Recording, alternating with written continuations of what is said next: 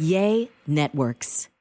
A quick note before we dive into today's podcast. If you like what you hear, I would love for you to subscribe to Fueled Wellness and Nutrition, wherever you download your podcast. It would also be incredible if you take a minute to rate and review this podcast. Those things do matter and they really help us.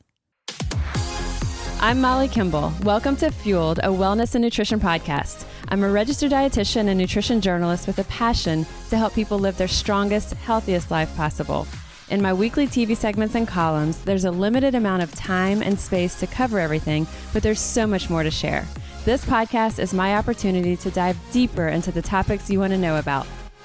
Our guest this week is someone I'm really excited for y'all to hear, to learn from, and just to get to know. I have read quotes from her and kind of content from her in different articles over the years, and I've always enjoyed it. I've enjoyed her blend of humor as she's communicating nutrition science with us.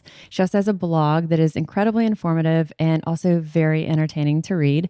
We are joined today by Dr. Nicola Guess. She is an RD, registered dietitian. She has her master's in public health, and she's also a PhD.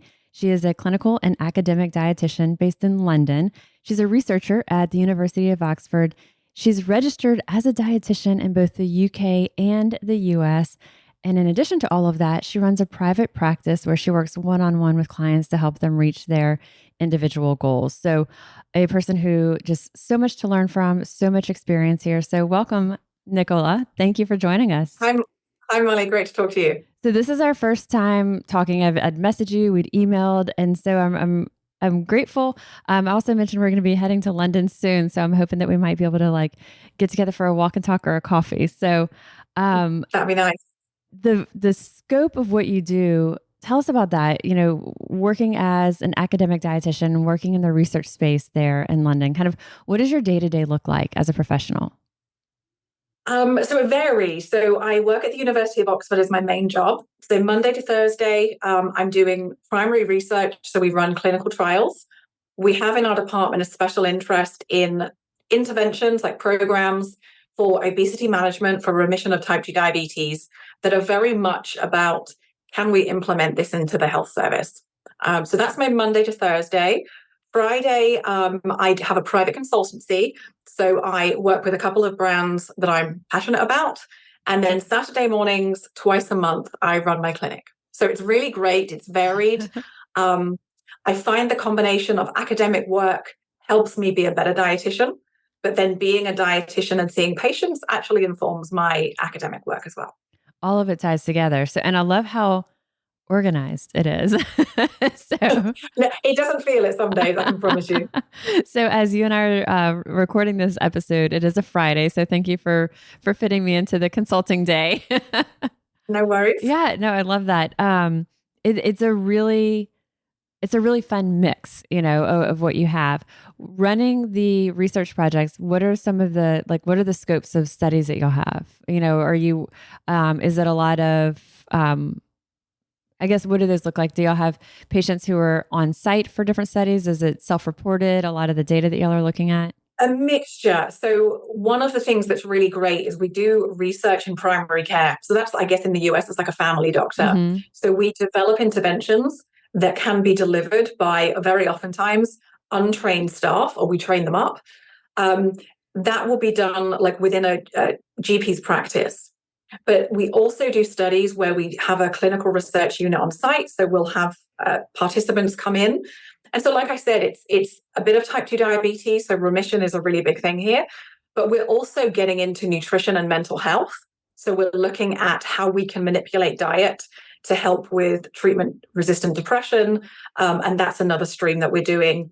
And then we also do mechanistic work. So that's like getting into the physiology, like looking at beta cell function or liver metabolism and trying to understand how nutrition helps us by looking at what it does to our physiology.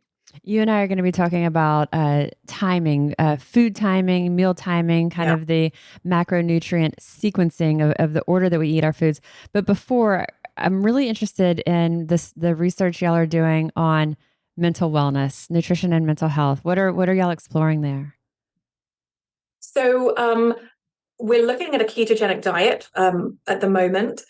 But we're also interested in exploring the way that potentially ultra processed food versus Mediterranean diets influence well-being, because I think there's a good evidence that just having a healthy, like what we know to be a healthy diet, like omega-3s, whole grains, fresh fruit and veg, for example, helps people with depression, even when treatment hasn't.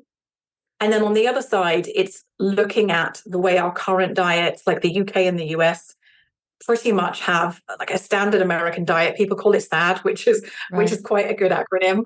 That diet, which is kind of bereft of fresh fruit and veg, whole grains, and tends to be very processed, very sugary, actually could be causing depression and anxiety. So we're interested in diets across the board because I think that's really important. And it also ties in with everything else, because if people feel depressed or they feel anxious, they're not going to be able to do a dietary program to help with remission, for example. So very often mental health comes first before anything else. I am so passionate about that. To me, there's so much money spent in the US, and I'm sure in the UK as well, on mental health. And there's so much focus on mental health and mental well-being. And we'll see in health systems here in the US, the focus is we want to prevent burnout. We want to help, reduce anxiety. There's so much that's coming in, depression, anxiety, all of it. And then what do? We have fun days where it's ice cream social day or donut day or this. Yeah. And also when we look at our health systems, the food that we're serving is so often in the ultra processed space. And we are creating this horrible vicious cycle that when we look at, if someone is suffering from depression, anxiety, I have, whether it's clients or very close friends, and I'll see what they're putting into their bodies. And I think, wow, if I ate that, I would feel not nearly as solid or strong or level or steady as I do, And so it's such a horrible cycle that is very easy for, I think, people to slip into.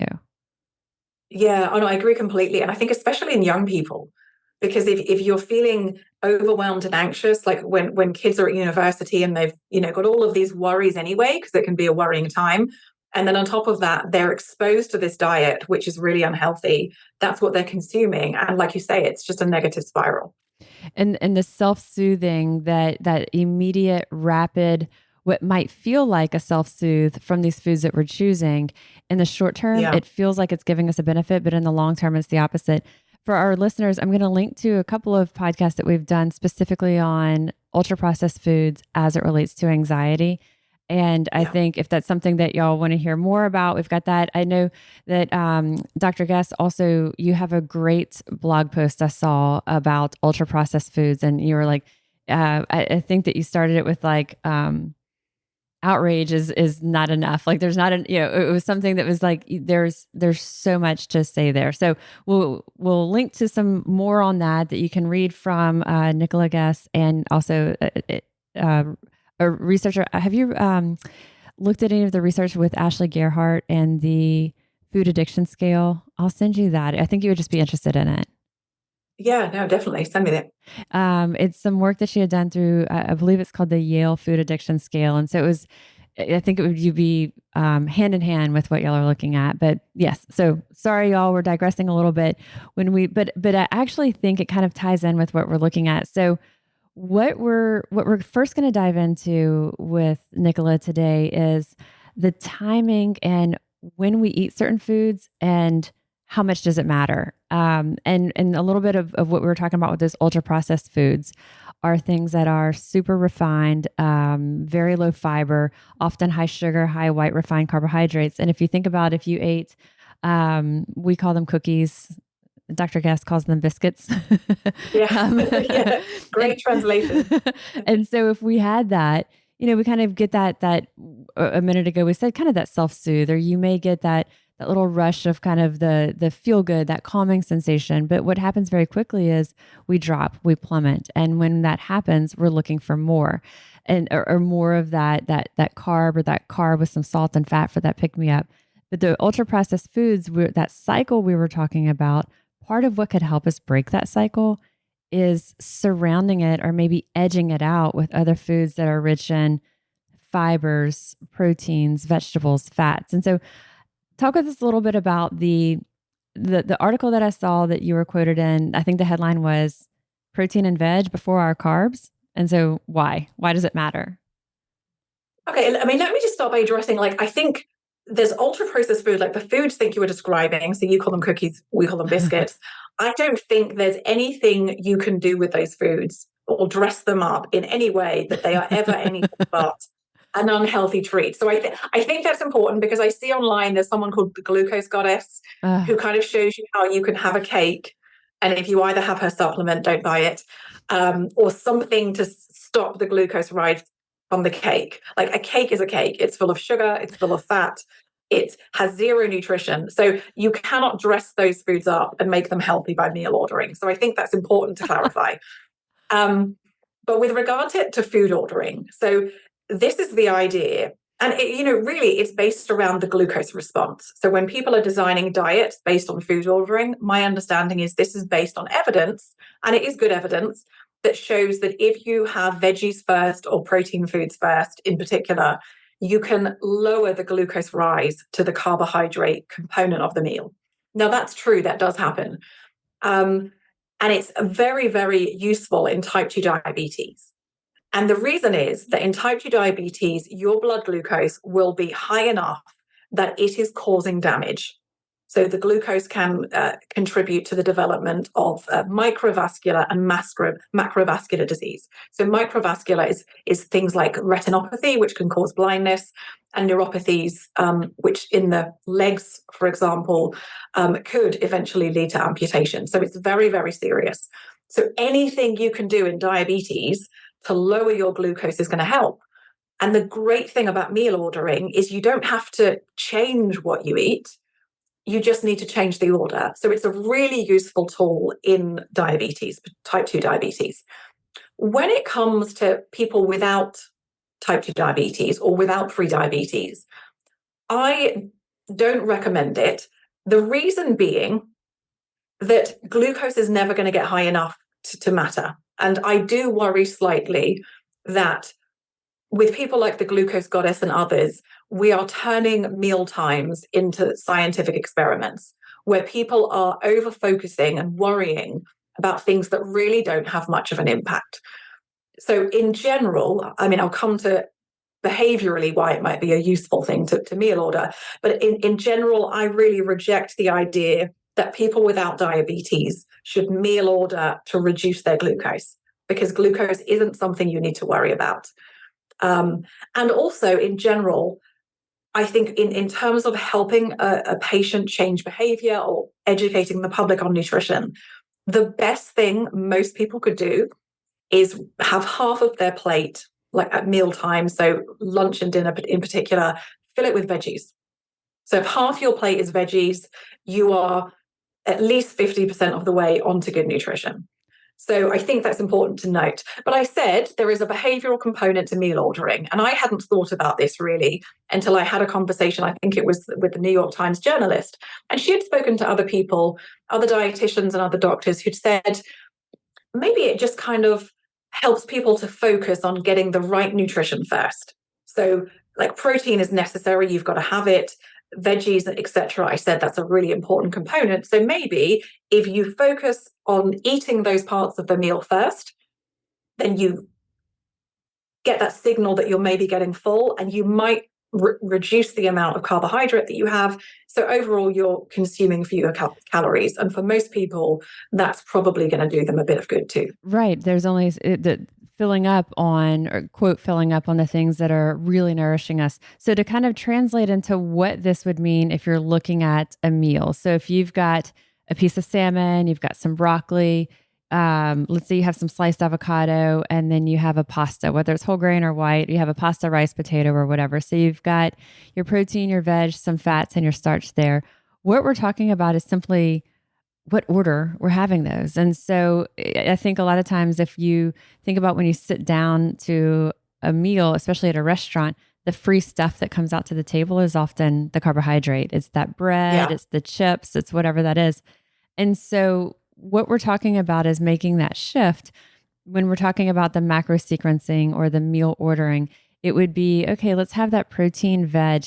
And while the conversation is on protein veg, I think that we could also put fats in with that. So if you did have the same similar influence, if you had, I don't know, let's say like nuts or avocado or something like that, you could layer fats also into that of having that blunting or buffering effect.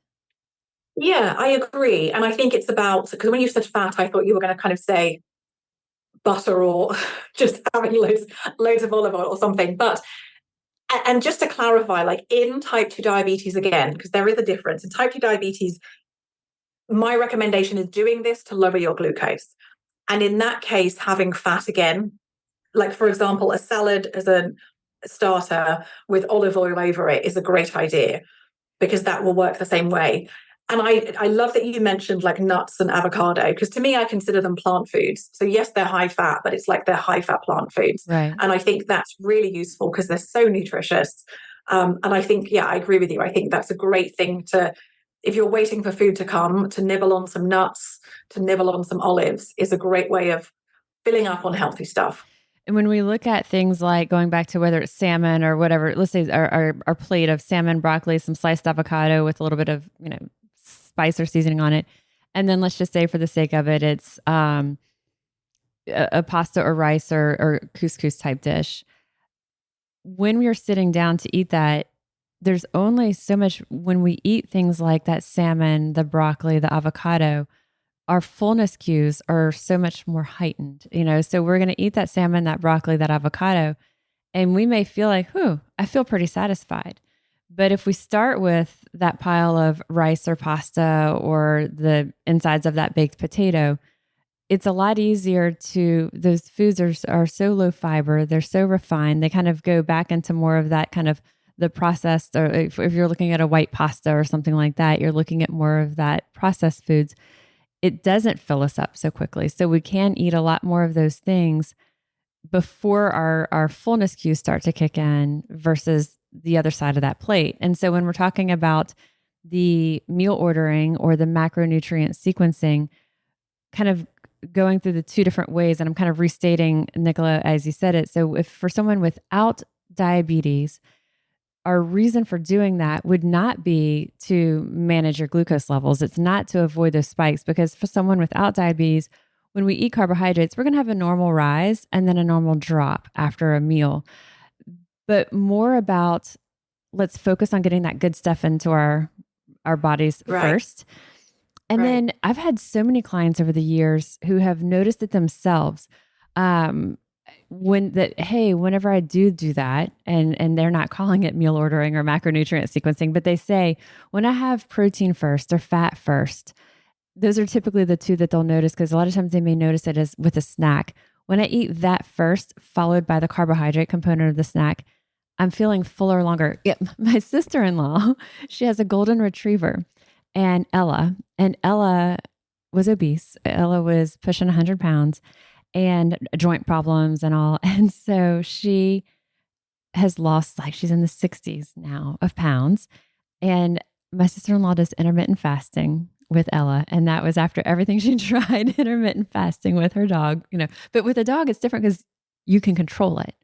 So what's interesting is she has, specific meals that she gives her. I think her first meal is at 10:30. And then I think she gives Ella her dinner at 6:30 or whatever. And so, but what she has noticed is that when she includes an egg on top of her breakfast, Ella's not crying so early for that next dinner. But when they put, because they'll do like berries sometimes. So if they put berries, Ella's crying for that meal a lot sooner than when they put the egg on it for her next meal. And so I think that's just, yes, it's a golden retriever, not a person that we're talking about, but the concept there is kind of, I'll have the same thing with clients. Like, whenever I have, cheese and a whole grain cracker, or nut butter and then a whole grain cracker, when they have that protein part first or fat part first, they've noticed I feel fuller longer than if I ate the other, just the carbohydrate by itself, or the carbohydrate first followed by whatever that protein would be later. And for some people, it might be, a placebo effect, but it's something that's in some of the cases that are coming to my mind on clients, wasn't something we had a conversation about. It was them kind of noticing it. The people who are very self-analytical, So I think it's one of those things that gets the goodness into us first, and it can help you feel fuller longer on quality foods than if we eat those refined foods. Yeah, agree. And it's so simple. Yeah. And I think that's what's great, because I think it's not about denying yourself things. It's Right. not about cutting things out. It's just prioritizing good food. Right. So when you said earlier, you can't dress up a cake, like you're not going to dress up that slice of cake to turn it better. I do think that if you had like in theory, or tell me your thoughts on this. If you have that plate that we had with salmon and broccoli and some avocado on there, and then someone said, instead of having that rice that was on my plate, I'm going to have like a small sliver. I'm going to have one cookie or a skinny piece of this or a few bites of this, that having that in place or after that other meal would be at least a little blunted. Now, they're not getting any nutritional benefit. We're not going to call that cake healthy. But if they had that cake or cookie instead of the white rice or the white pasta, and after the meal and after all that other goodness was in their belly, what are your thoughts on that? I mean, I think it's about putting any kind of dietary strategy in context of the stuff that really matters. And what we know really matters, and I know it's really old-fashioned and everyone hates people repeating this, is it's weight gain trumps everything. Calorie excess trumps everything. So even whether you're looking at the risk of type 2 diabetes, the risk of potentially depression as well, the risk of cardiovascular disease, it's largely driven by adiposity. Like type 2 diabetes is my field, so I know that more. There is a very clear relationship between weight gain and developing type 2 and even glucose. So the key is to basically not eat too much and to make sure that we're keeping in a neutral energy balance. So one of the things about, for example, having a cake is it's high in calories. So firstly, it's very delicious. There seems to be some data, it's not my area, so I'm not an expert in this area, but the combination of fat and sugar is something that drives us to overconsume. So the thing about cakes is we like eating them and they're very satisfying, so we can eat incredibly large portions. There's also the point that like rice or couscous has starch in it, which is glucose.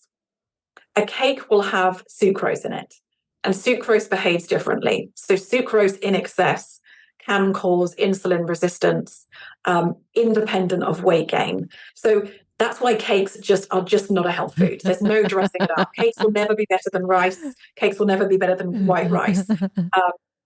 And I just think enjoy it. I mean, if you like things like cakes and cookies, embrace them, enjoy them, but just they are a treat. They are never going to be a health food. And there's no hacking that can make cakes healthy.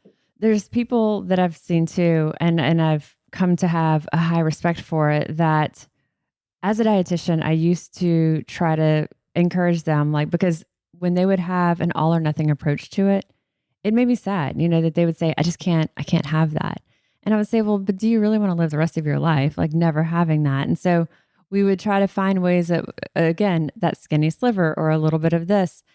And on more than a few occasions, it just completely went off the rails. And a person who had been really focused, really diligent for years, it was like a drug addict retreating into like active use. And it was heartbreaking. And I thought, wow. So I shifted over the years to have that respect that if someone says, I don't think I can have just a little, to understand that and not say, but come on, it's okay to do it in moderation. Some people that isn't, they're not wired that way. Yeah, I agree. I think patients are so different. And I do think as much as there is, even amongst dietitians, I see this idea that moderation is the only way, that or people should not cut out food groups. And I think that's probably true for lots of people, that a healthy long-term way of doing it for them is by balance. But equally, I agree with you. I have had patients who really succeed because they just kind of accept that is a food I no longer eat. And I've had people who are very low carb, and they've done wonderfully. For 3-4 years, they've had their type 2 in remission. They do eat a genuinely really low carb diet. And it's a diet they can follow because they're like, I am a person who doesn't eat carbs. And I think rule is almost being unfair. It's almost like they've accepted this is the diet they eat. It works for them. And I think if I were to come in and say, oh God, you've got to have carbs, carbs are necessary, or blah, blah, blah, they would not succeed. So I agree with you. I think it's about listening to patients. And if they really struggle with moderation, then don't have moderation. It was a hard thing for me to come to terms with at first because I felt like, well, I want to help this person not be denied. But in reality, it was working against. And so I think from a dietitian perspective, for dietitians listening to this, it's sort of tuning into that and then realizing like, hey, not everyone, moderation isn't for everyone. And then for our listeners, knowing that about yourself and identifying that about yourself and sort of, just like someone may identify as a non-drinker or a non-smoker, there may be certain other things that you say, if they're passing the wedding cake around at a wedding, you just say, I'm good, thanks, because for some people, again, that one bite is super triggering for them. Right. And I think the obsession that we, when you were saying that it turns mealtime into science time, there can become an unhealthy obsession with that. And so I think all of these things that we're talking about, if you're looking at your plate and you've got this plate in front of you anyway, and these foods are going to be on the plate, and you're choosing to eat that salmon and the avocado and then the broccoli and then your starch, and then hopefully it'll be less of whatever that starch is because you had all the other stuff. There doesn't have to be a whole lot of brain space used in that. You're not really actively changing anything. But I think what I feel sad about, and I think that it's similar for you, is when someone is taking what could otherwise be pleasurable with their family or other, social things, and turning it into the either I can't or they're counting everything, and it becomes so much of math maybe versus eating. Yeah. And it's kind of wild to me, like seeing this, because like I mentioned, like glucose has become a thing, and it's become a thing because we have CGMs. CGMs can measure glucose. So we've got this tool, and because it can measure glucose, we're now obsessed with glucose. And it's weird to me because I come from diabetes. That's what I specialized in. That's what I did my PhD in, pre-diabetes. And when I tell people that even in people with diabetes, there are many of whom find it absolutely burdening to have to count everything. Like for people with type 1 diabetes, staying on top of how many grams of carbohydrate they're having so they can match it to insulin, it's a burden to live with. And even CGMs, they are a great tool for people with diabetes because they can help give you confidence that you know how you're managing. It's not without a burden of, I just want to have one meal with friends where I can enjoy it and enjoy the taste without it being math, like you say. The CGMs, kind of shifting into that conversation, what we're talking about, continuous glucose monitors, I'll also link to some of the conversations we've had on this podcast about that before. I love the information and education it gives to the individual. I think it's really important for the person to do it within a limited framework and also with guidance. And so typically the CGMs are 14-day sensors. You put it into your arm, it'll sync with an app. And so you can see in real time what the food you're eating or drinking and how it's affecting it. So Nicola, I had experimented with one. This was probably like 2 years ago. It was the first time that I had. And it was one that had a really great integrative app, and also part of the package that you would do for your month at a time or whatever of it was a dietitian assigned to you. So you could have a dietitian one-on-one guidance for someone who would need that. And my husband was like, he's not at all in the health world, but he's also, of course, being with me for almost 3 decades now. He's like tangential to it. And so he was so interested in it. So I got him one for Christmas a couple of years ago. And so he's like, great, I got a glucose monitor. But he actually was excited about it. Other people were like, you got a glucose monitor for Christmas? And I was like, that was it was one of the ones that, again, for the month, it was like the whole like high end version of it with the app that syncs with it. And what was interesting with him is he would have times when he would say, I feel like my blood sugar is dropping. I'm seeing stars.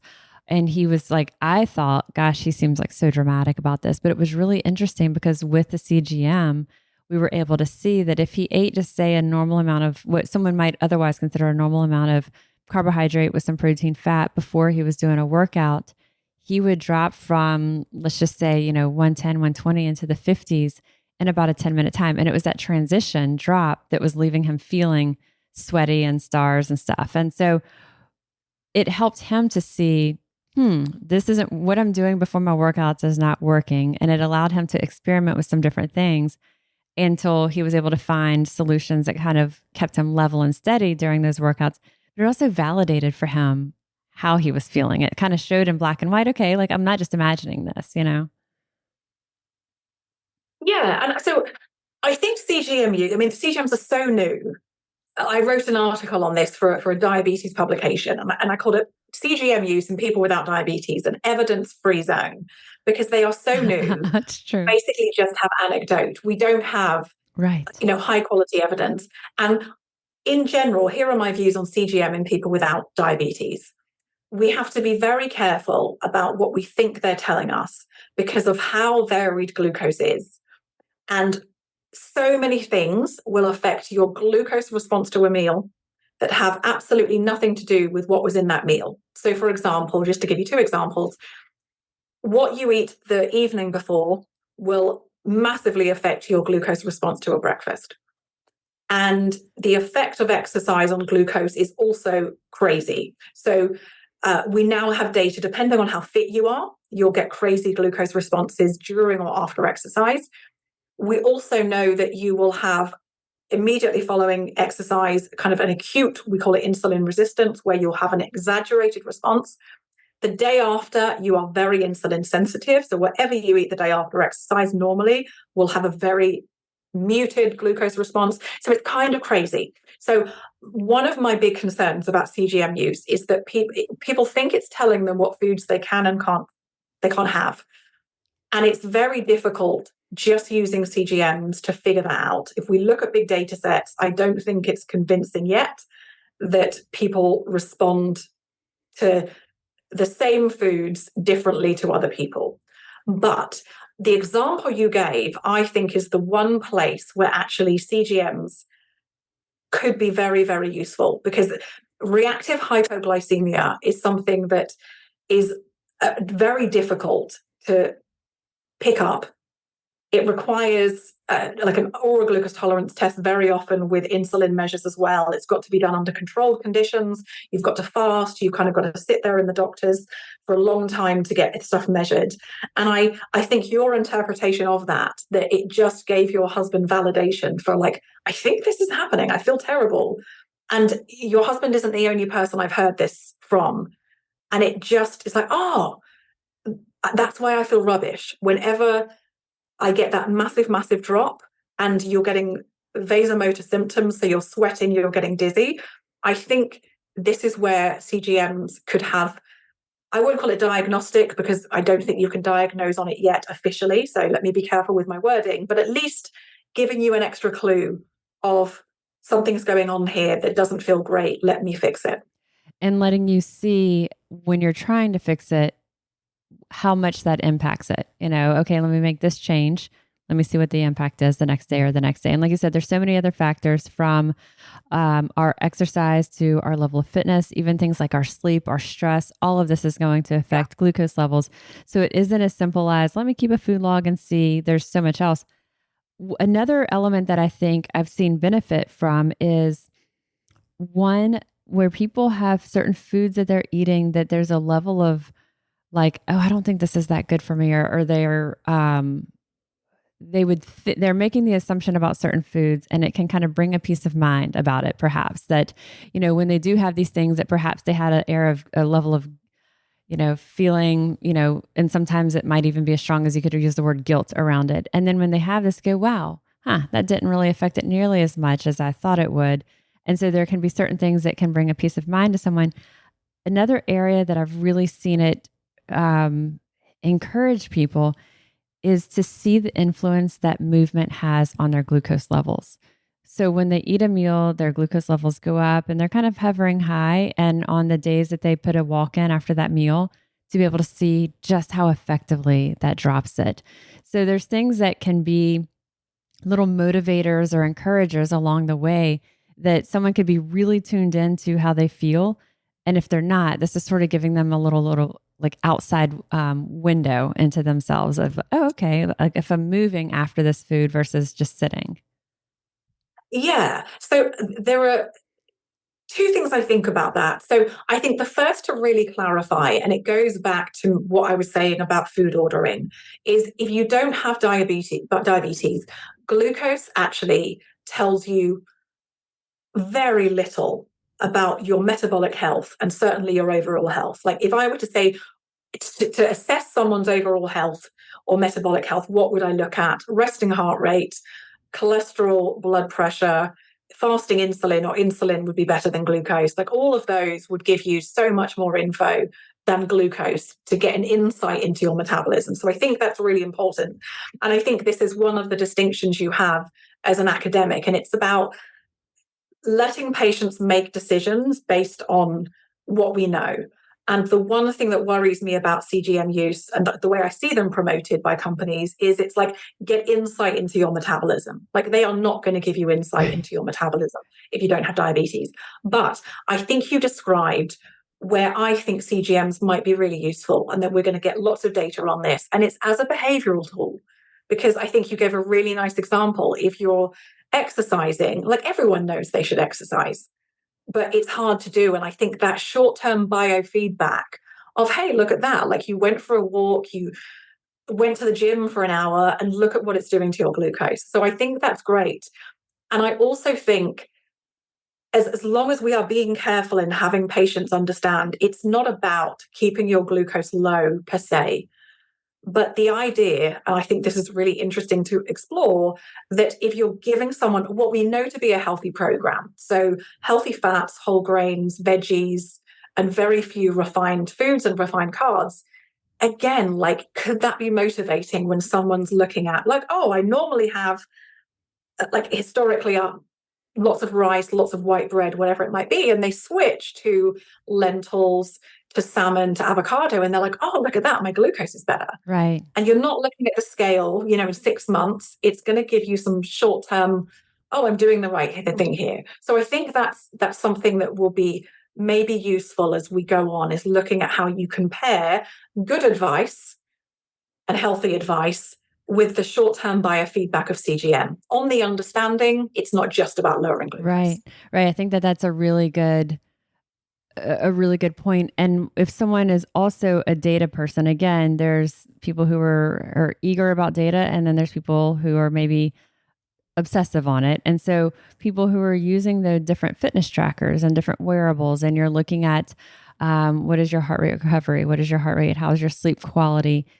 And if you're using something like that and you did happen to tie that in with CGM, that could also be interesting. I had a really poor night's sleep last night. My sleep quality was low, or I drank alcohol yesterday, or whatever these other things are that especially these other fitness trackers are tracking. And then layering that on top of your CGM, it gets a little bit detailed for some people. But if you've got the person who's kind of got that analytical brain, or if you're working with a provider, a healthcare professional, a dietitian like Nicola, like myself, like our teams, we can help to provide that guidance in there. And so I think data can be really good. Some people are anti-data. They don't want to track anything. They don't want to look at anything. I've had people who are almost just completely averse to putting anything on them, and they're just like rebelling against it. And that's okay. Like, don't force it. But I think for the person who embraces that and can give it just that try, I think the last note that I would say on CGMs is it's not forever. If you're doing it, usually a package of like if you're doing a prescription, because Abbott has it here in the US to where if you have a physician who prescribes a CGM, whether you have diabetes or not, it's not more than $75 for the month for 2 sensors. And so that can be affordable for a lot of people, more than maybe the $300 for a month for other companies. And so for a lot of people, that's all you need. It's not something you have to do forever. Again, non-diabetes, someone who's just looking to see, like Dr. Guess said, the biofeedback, a month is going to give you way more, ample data. and then put it away. Get on with things. Like you're not constantly obsessing about that. Yeah, I mean, I think I would just emphasize that I think what CGMs do is I don't think they tell us anything we didn't know already about the right things to do. Like we know what the right things to do are, and it's having like whole grains, veggies, healthy fats, and exercising. So it doesn't change the advice that I think we would ever give patients, but it gives them insight into if they're meeting that guidance. And I think that's an important thing to emphasize. For so long, some of the only bit of feedback we did have was the bathroom scale. You're right. Bathroom scale, exactly. Yeah. And that's so frustrating because very often it can be slow. So you're often waiting 7 days to see, okay, I've put in all this effort, is it working? So I definitely think in behavioral terms that post-meal walk, like that adds up, right? If everybody can go for a 10, 15-minute walk after lunch and after dinner, those minutes add up over the week.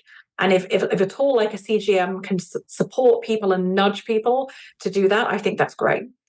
Is there anything else that you would want to share with listeners as we're talking about the nutrient timing or kind of meal ordering, CGMs kind of leading into that of tracking? Anything else before we wrap up that you would share?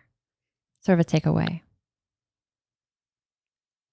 I think I would just say, and I don't know whether you agree with me, I think for most people, when we're, putting everything into context, like what is the 1 or 2 big things that you can do for your health? I think I'd repeat what I said at the start. If most people could just fill their plate with half of veggies first, that is just going to improve your diet by a ton. I think it's the single most important thing most people could do. And as we said earlier, looking at that of your plate and how much of it has the plants and the meal ordering, it doesn't have to change anything that you're doing with your family. It's not changing anything else that's served. But when you have the salmon, the avocado, the broccoli, and you're just reaching for these things first versus that refined starch, there doesn't have to be a lot of thought, a lot of effort, but that's just kind of getting those good behaviors in. I'll say too. Yeah, and I think go ahead. I agree. And I think it's especially a really useful strategy for people who eat out, like especially in the States. Like you have great food and they are very generous portions and very charming wait staff. And so when people are bringing loads of food to your table, having a strategy of, I'm not going to have the breadsticks, I'm not going to have the carb, because first of all, I'm going to have the olives, I'm going to have the salad, I'm going to start to fill up on that and then enjoy the rest of your dinner, but probably you're going to feel full. And so you won't be over consuming. So I think especially eating out, food ordering is a really great way of ensuring you're going to get good nutrition. There's one of our favorite restaurants here. It's a Mexican restaurant, and we get guacamole often. And of course, chips normally comes with it. But one of the things they offer is cucumbers sliced with a little bit of seasoning. And so that with your guacamole is exactly what we're talking about. And it's not anything that's a big shift. It's something that you just ask for, they bring it out and done. You're doing exactly what we're talking about of having these types of foods first. I love the way that folks in the UK say 2 words, especially, and we got them in. We say that again? There's 2 words that y'all say that I love, especially how you say them. One is plants. We say plants, y'all say plants. Oh, plants. So, yeah, it does. I sound really posh when you repeat my word back to me. I love it. I'm like, we say plants, you say plants. The other is rubbish. I was like, I love it. I want to start using the word rubbish and then I forget about it. I love it. Oh, you've got to use it. This week, that should be your goal. Use rubbish once a day, every day.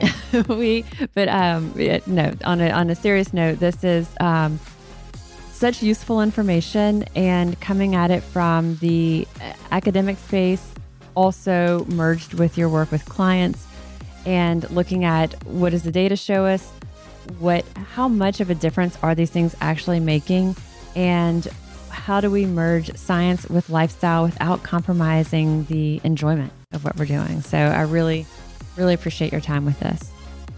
It's a pleasure. Thank you, Molly. A tremendous thank you to Dr. Nicola Guess for carving out the time. I love how straightforward she is. Again, like we said, taking that science and turning it into something that's incredibly easy to understand, easy to relate to, take away messages, and really focusing on what matters and not having us obsess unnecessarily. So love, love, love this. Let me know what you think as you incorporate or kind of, find yourself being mindful of some of the things that we talked about. Always let me know. I want to hear about it. I am registered dietitian Molly Kimball, and you've been listening to Fueled Wellness and Nutrition, the podcast. And if you'd like more Fueled Wellness and Nutrition, please head over to mollykimball.com, and you can follow me, Molly Kimball RD, on Instagram, Facebook, and Twitter. And if you haven't yet, please go to Apple Podcast or wherever you listen to your podcasts and subscribe, rate, and review this one. Join us next week for another dose of Fueled Wellness and Nutrition. And thanks for listening. Stay focused on living your strongest, healthiest life.